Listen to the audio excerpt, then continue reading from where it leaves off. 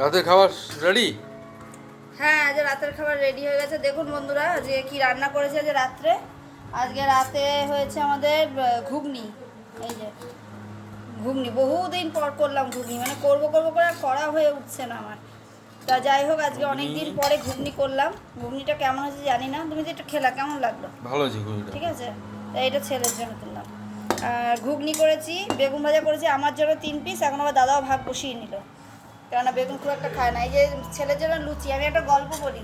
আমার ছেলে যেদিন শুনবে যে লুচি হবে বা পরোটা হবে, তার আগের দিন থেকে পড়ার ধুম বেঁধে যায়। ঠিক আছে, আগের দিন থেকেও ভালোই পড়াশোনায় মন দেয়, মানে লুচি এত ভালোবাসে, মানে ওকে আপনি যে লুচি দিয়ে দেন লুচিই খেয়ে নেবে সারা। রুটি দিও আমাকে।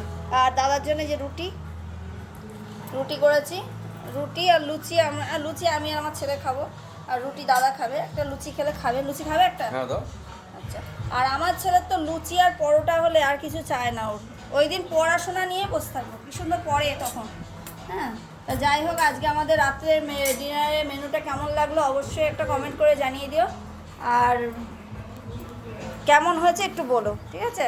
এই হলো আজকে আমাদের রাত্রের মেনু। ঘুগনিটা কেমন হয়েছে? কালারটা ভালোই এসছে।